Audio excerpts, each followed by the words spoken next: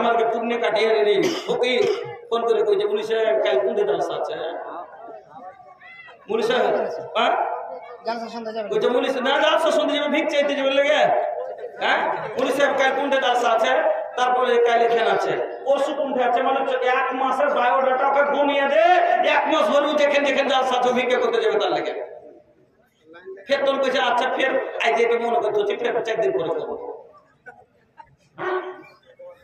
চাই বেচা ঢুকিয়েছে ভিক চাহা ঢুকিয়েছে ভিতরে ই আজীব মহল্লা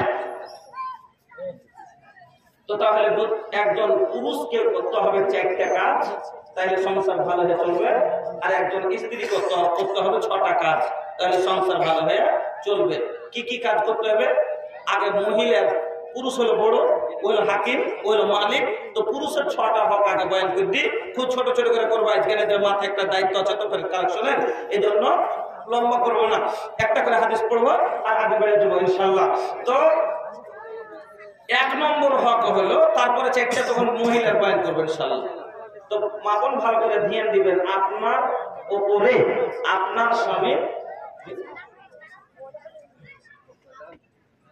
10টা বেশি হয়ে গেল সময়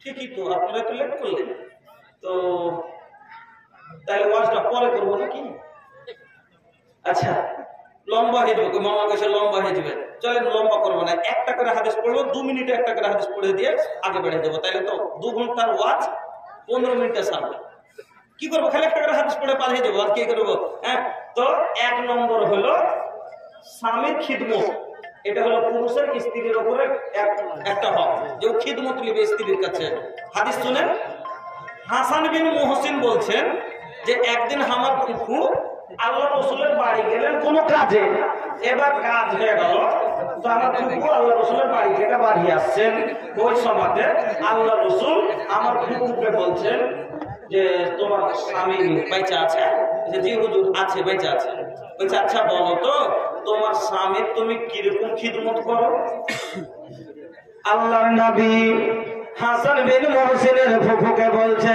ও মহিলা বলো তো তোমার স্বামীর খিদমত তুমি কেমন করে করো তোমার স্বামীর খিদমত কিরকম খিদমত করো মহিলা বলছেন ইয়া রাসূলুল্লাহ আমার স্বামীর খিদমত আমি কতটা করি আপনাকে বলি আমি যতক্ষণ খাস্তি আনা যায় আমি যতক্ষণ ক্লান্ত না হয়ে যায় আমার পক্ষে যতটা সম্ভব যত দূর পারি আমি চেষ্টা করে স্বামীর খিদমত করি নবীজি বলছেন মহিলা ফানজুরি আইনা আনতে মিনহু ফানজুরি আইনা আনতে মিনহু ফাইন্নাহু জান্নাতুকা ওয়া নারুকা তুমি কেমন করে খিদমত করো এই কথাটা একবার মাথায় চিন্তা করো ভালো করে বেরেনে কথাটা দোহরাও বেরেনে কথাটাকে একবার স্মরণ করো তোমার যে খিদমতটা হয় এই খিদমতটাতে আল্লাহ রাজি হবে কিনা এই খিদমতটাতে জান্নাত যাওয়া যাবে কিনা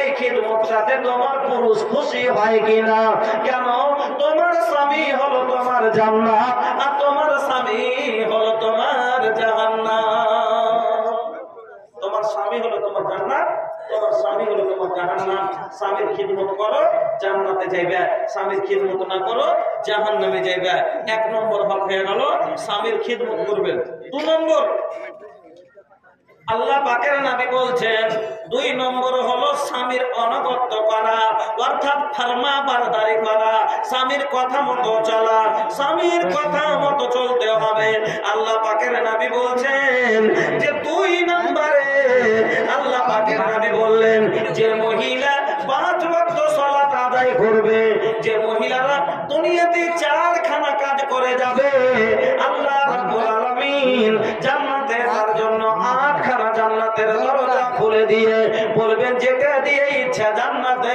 ঢুকে যাও 4খানা কাজের মধ্যে 1 নম্বরে নবী বললেন আল-মারাতু ইযা সাল্লাত খামসাহা যে মহিলারা 5 ওয়াক্ত সালাত আদায় করবে ওয়া সামাত সাহারাহা 2 নম্বরে যারা রমজানের রোজা কোনোদিন ছাড়বে না ও 3 নম্বরে নবী বললেন ওয়া আহসানাত ফারদাহা যারা লজ্জা স্থানের হেফাজত করবে যারা বেপরদা হয়ে চলবে না যারা পরপুরুষের আগা দিকে যাবে না যারা নিজকে হেফাজত থাকবে তারা, ও মা বোন আমার, আল্লাহ রাব্বুল আলামিনের নবী বলছেন, এক নম্বর কথাই নবী বললেন যারা 5 ওয়াক্তের নামাজ ছাড়বে না, 2 নম্বরে বললেন যারা রমজানের রোজা ছাড়বে না, 3 নম্বরে নবী বললেন যারা বেপরদা হয়ে চলবে না, 4 নম্বরে নবী বলছেন ওয়া আতাবালাহা, যারা স্বামীর অনুগত করবে, স্বামীর ফরমাবরদারি করবে।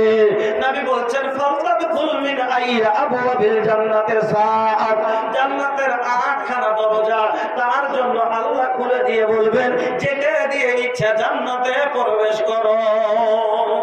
এবার 4খানা কাজের মধ্যে দেখা যায় আজ 34 বছর বয়সের মহিলা বেনামাজি পাওয়া যাবে, এটার দিকেও ফেল।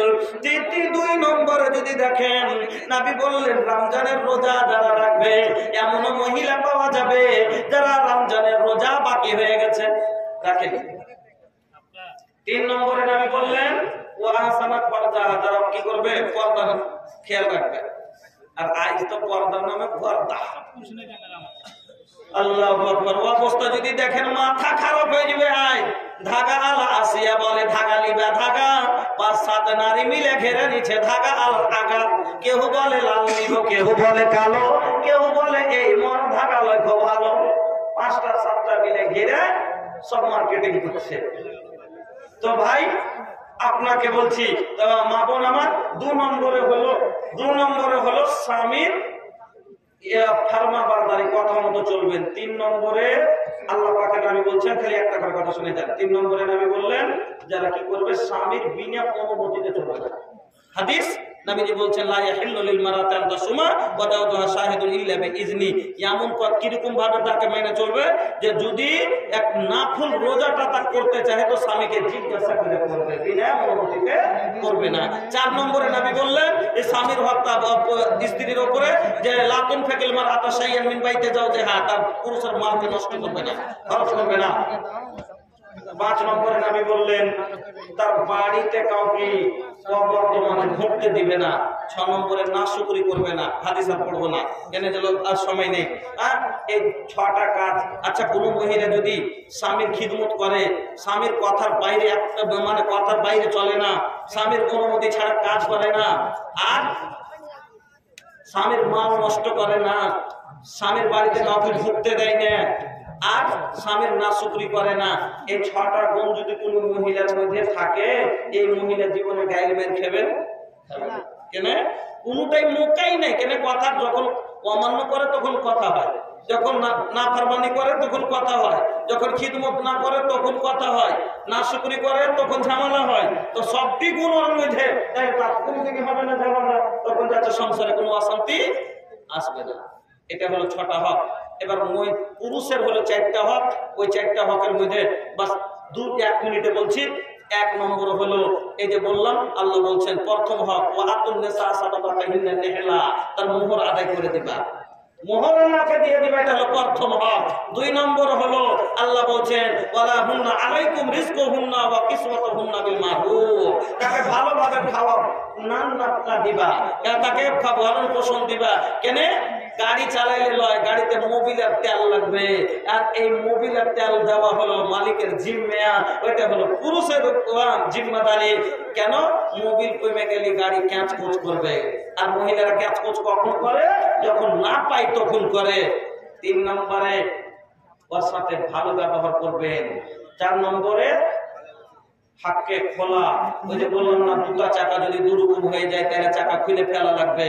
তো ওই রকমই স্বামী স্ত্রী দুজনের দুরকম যদি হয়ে যায়, পুরুষ বদমাশ বানিয়ে গেছে, মহিলা 5 ওয়াক্ত নামাজি, তাহলে কি করবে? ওর হক আছে, অথরিটি আছে, খোলা নিতে পারে। এখানে এই 10টা কথা বললাম। আজ আগে কথা বলার আগে এটা হলো একটা মসজিদের জলসা। মনে করেছিলাম সবাই আমাকে বলা হয়েছিল যে 2 ঘন্টা পাবেন, এই জন্য মনে করেছিলাম যে 1.5 ঘন্টা বক্তব্য রাখবো, তো বিষয়টাকে ভালো করে মানুষকে বুঝিয়ে দিতে পারবো। তো মা বোন, আমার এলাকার মানুষ, সংসারে অশান্তি ভালো লাগে না, এই জন্য সবাই যদি নিজ দায়িত্বটা বুঝে নেয় সংসার খুব শান্তিতে চলবে। এই জন্য বন্ধুরা আমার, যাক এই কথাটি খালি মনে রাখেন, আবার কোনোদিন মৌকা পেলে বলবো। আজকে আপনাদের সম্মুখে আচ্ছা এইটা কথা 1.5 ঘন্টা কালেকশন, ঠিক আছে, একটাও বক্তব্য করবো না। তা ভাইজান, আপনারা সবাই জানেন এটা হলো ফুটাহারা গ্রাম। আপনাদের এই পাশ আশেপাশে মনে সবাই মিলে এখানে কয়েকটা বাড়ি বসেছে, যার অর্থ নাই যে মসজিদ একাই নির্মাণ করে নেবেন। আপনাদের দিকে দেখে এই মসজিদ আপনাদের কাছে আজ আহ্বান জানালছে, আপনারা সকলে মসজিদের ওয়াজ শুনে আছেন, মসজিদ বানানেওয়ালা জান্নাত পাবে। এটা কার কথা? নবীর কথা। আমার নবী কোনদিন মিথ্যা কথা বলেছেন? বলেননি। নবী বলে গেছেন, মানে গ্যারান্টি পাওয়া যাবে। এই জন্যই আজ বিদেশ থেকে এত মসজিদ দেশে, সৌদিয়ার মানুষ এত মসজিদে দেয় বাহিরে। কেন দেয়? ওখানে মসজিদ নেওয়ার লোক নাই। কিন্তু সবাইকে আল্লাহ এত সম্পদ দিয়েছে, এত দৌলত দিয়েছে যে ওরা নিজেই একটা 14 টাকার মসজিদ বানাইতে পারবে। তাহলে কার কাছে নেবে? কোথায় দিয়ে জান্নাত নেবে? এই জন্য বিহারে, বাংলাদেশে, ঝাড়খণ্ডে, নেপাল, আসাম শুধু নয়, আদার্স কান্ট্রি সব জায়গাতে এইরকম করে মসজিদ দিয়ে দিয়ে দিয়ে তারা ওখান থেকে জান্নাত নিচ্ছে। আর আপনি আর আমি কপাল পোড়া মুসলমান 30 লাখ টাকার বাড়ি একলাই বানাইতে পারছি, আর 3000 টাকা চান্দা দিয়ে গোটাই সমাজের লোক মিলে মসজিদ বানাইতে পারি না। আমরা বলি তখন গরিব। আমরা 30 লাখ টাকার জমি রাতে রাতে বাইনা করতে পারি, কিন্তু 3000 টাকা রাতে দান দিয়ে আর জান্নাতের জমি কিনতে পারি না। এই মুসলমান ভাইরা আমার, আসুন এই মসজিদ যাকে আল্লাহর নজরে সব চাইতে প্রিয় জায়গা, যার ব্যাপারে নবী বলছেন, আহাব্বুল বিলাদি ইলাল্লাহি মাসাজিদুহা, পৃথিবীর জমিনে সব চাইতে ভালো জায়গা হলো মসজিদের জায়গা। আল্লাহর নজরে সব চাইতে নোংরা জায়গা হলো, আল্লাহর নজরে